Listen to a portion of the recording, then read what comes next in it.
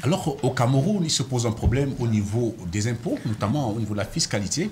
Il y a des Camerounais qui se plaignent de pas mal de choses, notamment, ils parlent de l'instauration des régimes fiscaux appropriés.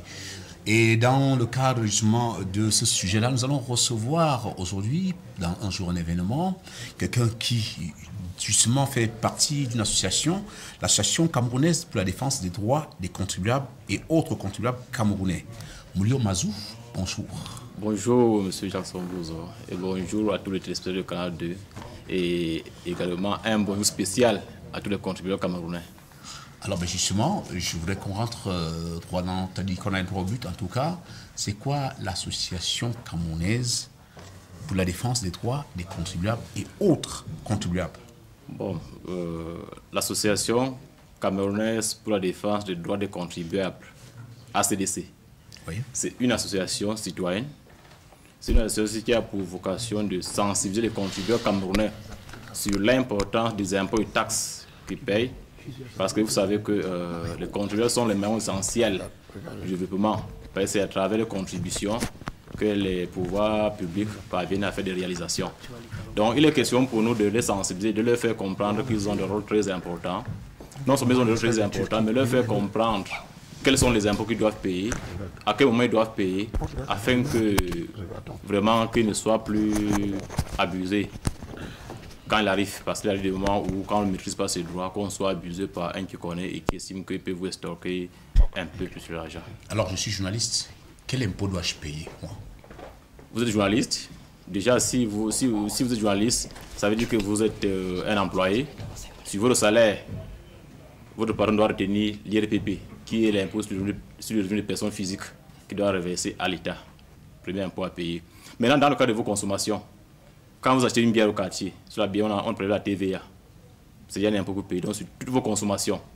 Par exemple, votre cravate, c'est une belle cravate que vous avez achetée. Merci. Voilà. Dans la cravate, si vous avez acheté la cravate peut-être à 1500 francs ou bien 15 000, 30 000, sur le prix-là, on y a également prélevé la TVA. C'est un impôt qu'on paye. On appelle ça un impôt indirect. Ce sont des impôts que les contribuables paient sans s'en rendre compte.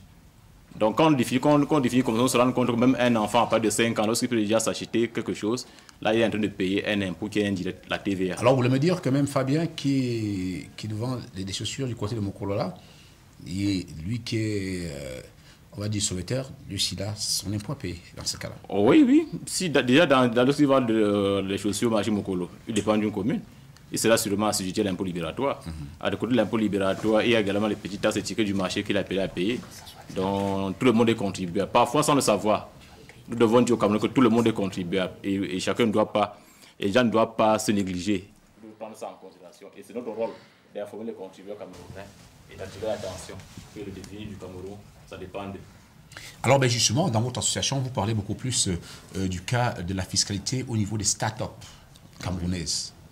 Alors déjà, qu'est-ce que vous entendez par start-up pour que l'homme qui est au quartier, à la maison, puisse mieux nous comprendre? Bon, dans le cadre de nos communications, ces jours-ci, nous parlons plus de start-up. Les start-up sont des jeunes entreprises, des petites entreprises qui sont encore en création, qui n'ont pas encore de maturité. Je prends un exemple. Nous avons notre jeune frère qui vient d'exposer tout à l'heure sur les logiciels. Vous avez un jeune qui sort d'une école, il est informaticien. Il a beaucoup de projets, il a des connaissances, il a des savoir-faire, il a des projets, mais il n'a pas encore de moyens pour pouvoir faire ministre d'activité comme il se doit. Il a un projet, il est même obligé, il a tout ce qu'il lui faut, mais il manque de moyens. C'est ça qu'on appelle les start-up. Il a un projet, Alors à ce moment-là, il a besoin d'un certain nombre d'éléments avant de commencer à fonctionner. Lorsqu'il doit aller proposer son logiciel dans une entreprise, mais l'entreprise, pour acquérir le logiciel, va payer de l'argent. En payant de l'argent, l'entreprise va devoir demander une facture. Et pour délivrer une facture, il y a des éléments qui accompagnent une facture. Il faut avoir une carte de contribuable parce que la facture que l'entreprise, par exemple Canal 2, va recevoir devra être conforme. Et pour être conforme, cette facture doit avoir par exemple le numéro de la carte du contribuable. Ça veut dire que cette entreprise-là, ce genre d'entreprise sera butée à plus de difficultés. Parce qu'il va lui falloir déjà débourser de l'argent pour avoir un dossier fiscal. Voilà le problème que rencontrent les startups. Donc, si je comprends bien, on t'a dit à des termes très simples, les startups au Cameroun n'ont pas de régime fiscal. Non, la politique fiscale au Cameroun n'a pas encore défini un régime approprié pour les startups. Parce que dans le cas de la création des entreprises, Lorsque vous partez créer une entreprise, on vous dit, bon, mais toutes les mesures ont été simplifiées en 48 heures, 72, vous avez votre entreprise. C'est une très bonne idée du ministère des petits et moyennes entreprises d'avoir pris cette initiative-là pour faciliter la création des entreprises. Mais ce que nous déplorons au sein de la CDC, c'est que l'administration fiscale n'a pas pris les mesures adéquates pour pouvoir informer les gens et leur expliquer que lorsque vous venez créer une entreprise, quand on vous dit qu'on vous êtes exonéré des impôts, c'est seulement la patente qui est d'une année, et que dès que le mois qui suit, vous devez commencer à faire vos déclarations. Et quand bien on vous dit que vous pouvez faire une déclaration et déclarer nul, mais les impôts demandent que vous payez déjà au moins le bail commercial d'1 an. Ça veut dire que les startups ont ce problème-là. Quand un jeune est au début, s'il peut se permettre, s'il peut se trouver facilement 50 000 pour avoir de dossier fiscal, mais vraiment commencer à payer le bail commercial, dépenser de l'argent pour rencontrer telle fait déclaration, nous trouvons que c'est difficile. C'est pour ça que nous estimons au sein de l'ACDC qu'une bonne politique fiscale devait permettre aux jeunes qui sont formés. J'ai pris l'exemple des jeunes informaticiens. Je vais prendre un autre exemple d'une jeune fille qui a fini son école en 4e année. Elle a pris la couture, elle a pris l'esthétique, quoi que ce soit. Et puis, elle veut se lancer.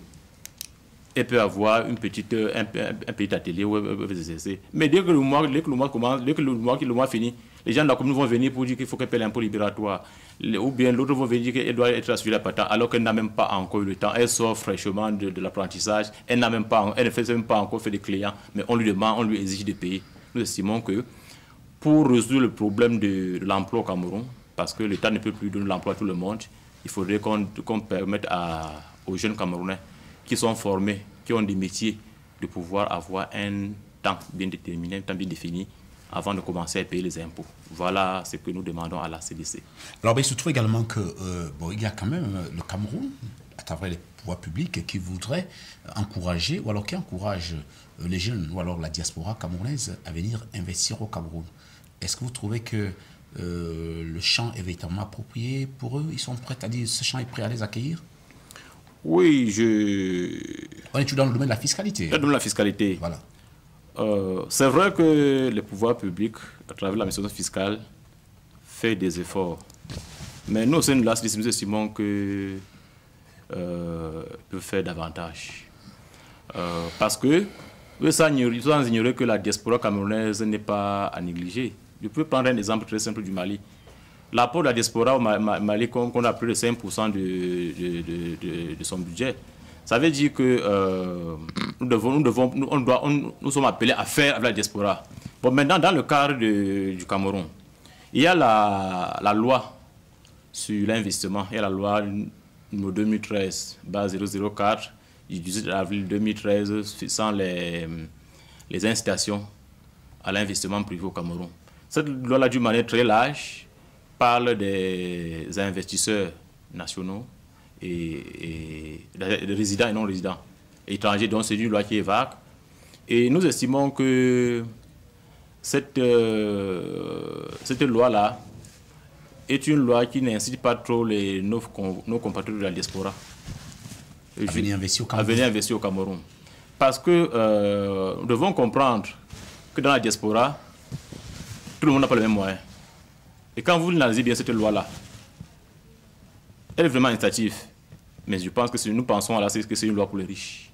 C'est une loi pour ceux qui ont déjà réussi. Et vous êtes sans ignorer que tous ceux qui sont dans la diaspora n'ont pas les mêmes moyens. Il y en a qui, quand ils arrivent, ils se battent, ils vivent dans les salons des gens.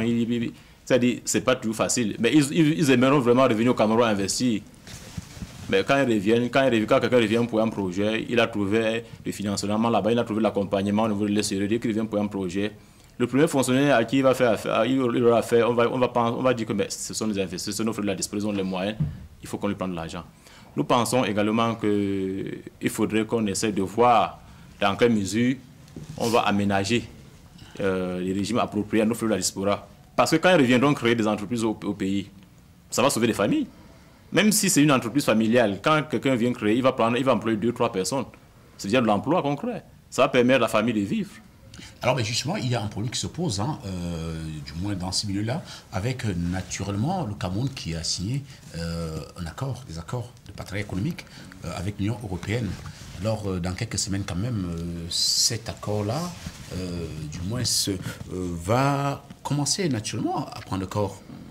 est-ce que cela ne va pas également gêner, n'est-ce pas, vos projets, ne va pas gêner tous ceux-là qui ont des start-up et même ceux-là qui voudraient venir du côté de la diaspora investir au Cameroun?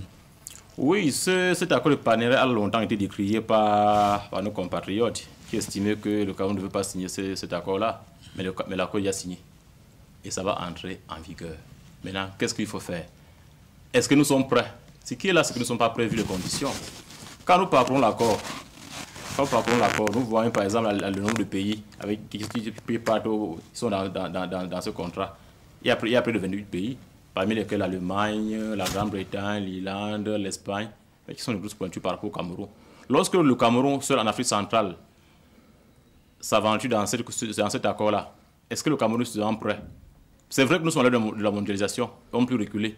Mais il faudrait qu'en embrassant la mondialisation, que nous soyons prêts, que nous ayons une économie compétitive. Alors, est-ce que notre économie est compétitive? Nous pensons donc à l'ACDC que, partant du fait que l'accord est déjà signé et que cet accord va entrer en application, on doit faire plutôt les efforts, nous devons prendre des mesures pour rendre notre fiscalité, notre économie compétitive. Quand on dit économie compétitive, c'est lorsque un pays est à mesure de produire des biens et des services selon les normes internationales. Parce que le Cameroun appartient déjà, il est déjà membre de la communauté internationale et ça en va déjà dans la cour des grands, 28 pays européens. Il faudrait produire les biens selon les normes internationales, selon les règles du marché libre et équitable. Hein. Alors, ben justement, je vais résumer rapidement. Vous avez quand même posé pas mal de problèmes. Vous avez parlé c'est-à-dire il faudrait favoriser déjà l'initiative privée au Cameroun. Il faudrait naturellement, du moins au niveau de l'exonération des impôts, appliquer cela à ceux-là qui voudraient du moins se lancer la start-up. Mais il y a également cette insuffisance d'informations, naturellement, lors de la création des entreprises. Alors, ces problèmes ainsi résumés, c'est-à-dire vous allez les adresser à qui? Est-ce que ça va s'arrêter ici à Canal 2 ou alors ça s'arrête entre les 4 murs de votre association? Bon, ce problème, c'est un problème très important. Vous avez d'abord souligné le problème de manque d'information. Je veux bien vous rappeler que dans le cadre de la création des entreprises, il y a un centre de formation de création des entreprises qui a été créé par le ministère des Petites et Moyennes Entreprises. Dans ce centre-là, vous trouverez un service judiciaire représenté par un greffier qui est là pour signer le registre de commerce, Vous avez l'accueil qui est sur le sondage du MIMESA, ministère des Petites et Moyennes Entreprises. Et vous avez également un service fiscal, un service des impôts. Alors, lorsque vous avez introduit votre dossier et que vous venez à la fin retirer, il y a un service fiscal qui est là, qui vous a délivré une patente. On vous dit, monsieur, vous êtes exonéré des impôts. J'en ai rencontré, il y a des milliers de Camerounais qui sont là. Ils disent qu'ils ont créé des entreprises, on leur dit qu'ils ne vont plus payer, ils ne vont pas payer les impôts. Il y a un déficit d'information. Lorsqu'on vous dit que vous êtes... Allons droit au but, parce qu'il nous reste très peu de temps, 1 minute à peine. Il y a tout ça, vous avez posé tous ces problèmes. Alors ma question est la suivante, est-ce que ces problèmes vont s'arrêter? C'est-à-dire dans vos plaintes, comme ça, ici à Canal 2, lors de l'émission Un jour un événement, ou alors vous comptez initier une action plus forte, parce que quand même il faut faire quelque chose pour quelqu'un, ou alors la droit d'aider quelqu'un par rapport à cela. Oui, je reviens maintenant pour répondre à votre question. Pour l'instant, l'Association camerounaise pour la défense des droits des contribuables a initié une pétition qui est adressée au directeur des impôts. On pouvait l'adresser au ministre ou au président, mais je dirais que le technicien le plus proche de cette affaire-là. Cette pétition, nous demandons la création de 2 régimes fiscaux appropriés. Un régime fiscal pour les start-up qui est exonéré de tous les impôts et taxes. Je dis bien tous les impôts et taxes pendant une période de 5 ans. Et un régime fiscal également approprié. Et pourquoi 5 ans? 5 ans. 5 ans parce que lorsque quelqu'un a mis sur pied une activité, il lui faut du temps pour son installation, pour entrer dans la phase d'exploitation et puis de se faire un certain nombre de clients. Et je rappelle également que la loi numéro 2013-004 sur l'investissement détermine également que la phase d'installation d'une entreprise est de 5 ans. Et une phase d'exploitation qui va jusqu'à 10 ans. Voilà. Nous estimons qu'on peut au moins respecter cela et les donner des impôts pendant la phase d'installation qui est de 5 ans. Et maintenant, je reviens sur le deuxième régime qui est approprié pour nos compatriotes de la diaspora. Parce que nous pensons qu'il y en a qui ont beaucoup, qui peuvent nous apporter.